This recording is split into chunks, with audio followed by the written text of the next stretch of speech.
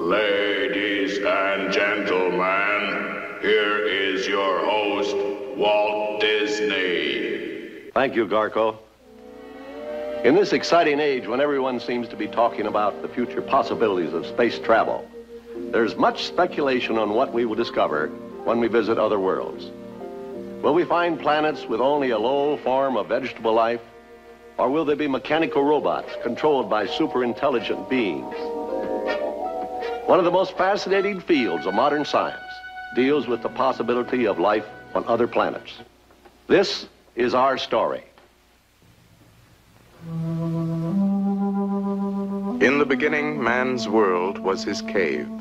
His only concern was for food and companionship. With the sun came the day, bringing warmth and light. With the stars came the night, bringing darkness and fear.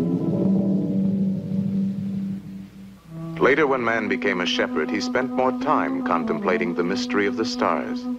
Because they moved, he believed them to be living things, possibly the children of the moon breaking away when the moon grew smaller. Then he noticed the reappearance of star formations he had seen before. Where had they come from, and where were they going? An important discovery. The stars fell into the sea. Man's conception of his world had expanded. The earth was an island floating in water, circled by a glittering ring of heavenly objects. As man learned to till the soil, he associated the stars with events of good and evil. When the bull was in the heavens, he planted his crops. This was good. Aquarius, the water carrier, brought the rains. This was also good. With the virgin of the harvest, the crops were gathered. This was very good. But Draco the dragon brought pestilence and famine. This was evil. Then man began to build cities with towers to bring him closer to the heavens. Man became an astronomer. He sought a more logical explanation for the earth and the heavens above. The earth, he thought, must be flat with its roots deep in celestial waters. In time, he changed the roots to stone pillars to afford easier passage for the stars in their nightly journey. Later, elephants were substituted because of their great strength. To support the elephants, he added a gigantic tortoise who pulled the universe through cosmic waters with infinite slowness. The Egyptians, who loved to draw, represented Earth as a reclining figure with a star-filled sky bending over the top. Shu, the god of air, kept them apart, while the sun and the moon sailed back and forth in a small boat. The Greeks were among the first learned men of astronomy. These great philosophers gave the world many profound conceptions of Earth and space. Plato said, "I have found the Earth to be the perfect shape of a cube, standing in the center of the universe, with all other heavenly bodies scattered round and about." Anaxagoras had this to say, "Being in the center of the universe, the Earth is assailed by the rotating ether, which tears away bits of Earth, flinging them outward, setting them afire, creating stars and planets." Then there was Aristarchus. Gentlemen, I disagree. The sun is obviously in the center, with the Earth and other planets traveling in circular paths. And thus the sun Finally, there was Ptolemy. Learned men of science, I have listened to all your arguments. I now decree that our great Earth stands immovable as the hub of the universe, the supreme center of intelligent thinking. Thus, Ptolemy's decree was blindly accepted as the law of science for over 1,000 years. Free and logical thought was stifled by a black period of stupidity, superstition, and sorcery.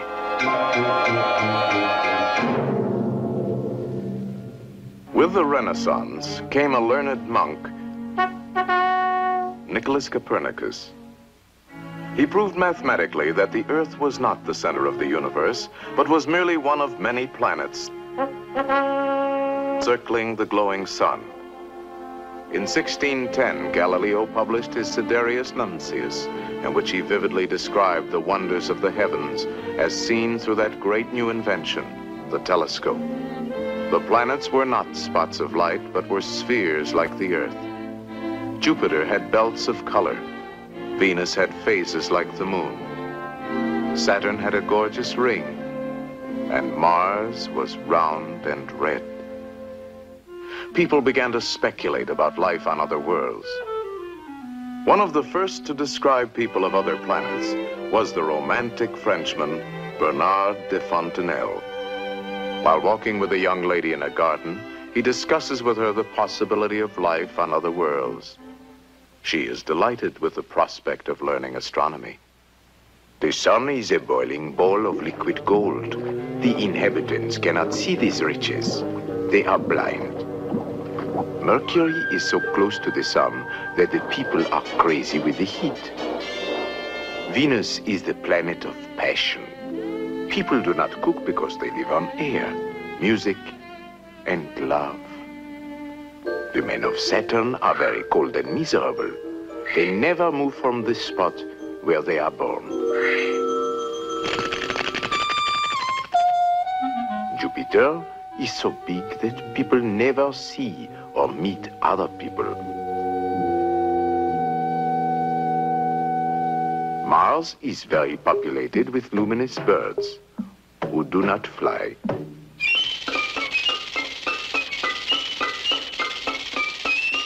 In Sweden, a philosopher's conception of life in our solar system revealed that the people of Mercury are very thin. They have tremendous memories.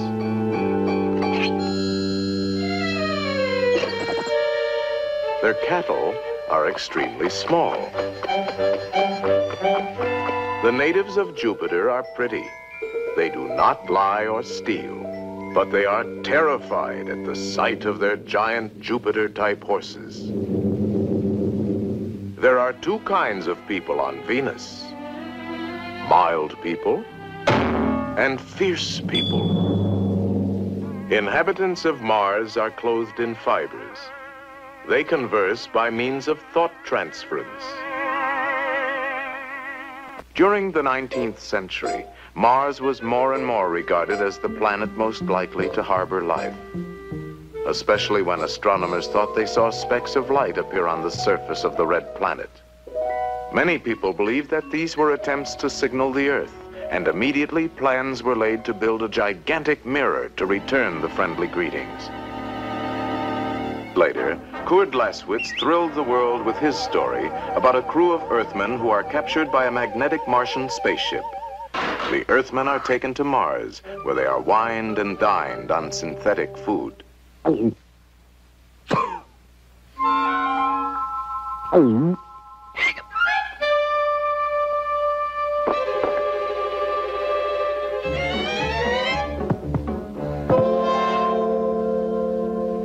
In a story by Robert Brain called Messages from Mars, a sailor is marooned on a lonely island off Madagascar.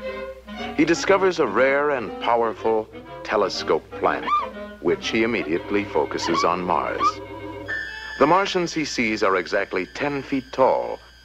Their favorite culture is music, which they inhale in great quantities through their noses.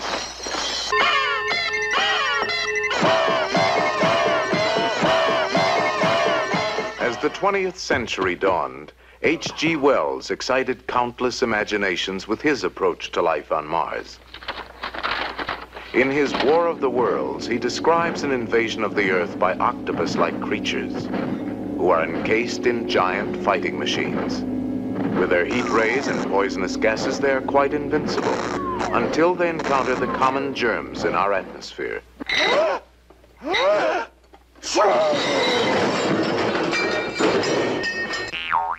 Wells followed his science fiction story with a more serious discussion.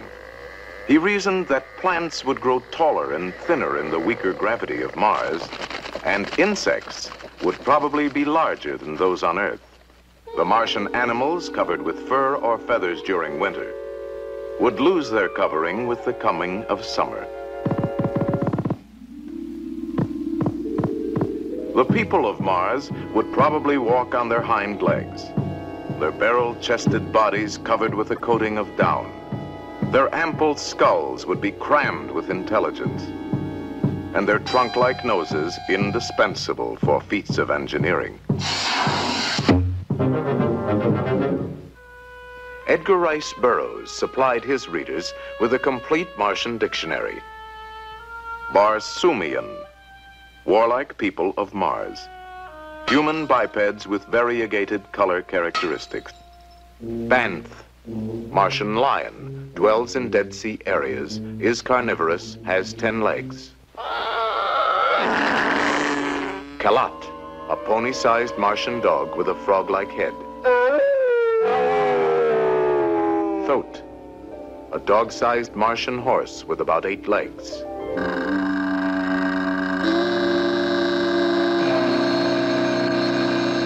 Martian plant man, half human, half plant, 10 feet tall, has one white ringed protruding eye.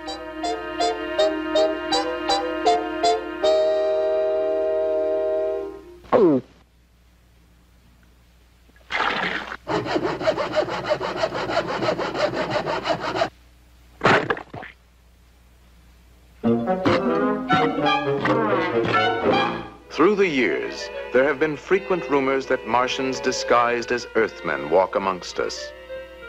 These stories are perhaps strengthened by the thousands of reports of unidentified flying objects passing in an endless procession across our skies.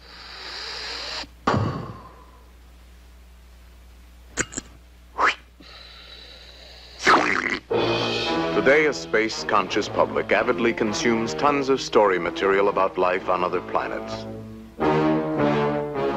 A typical cosmic soap opera usually begins at a very ultra-secret government space project. The hero is a young electronics genius who is always busy formulating new laws of thermodynamics and astrophysics.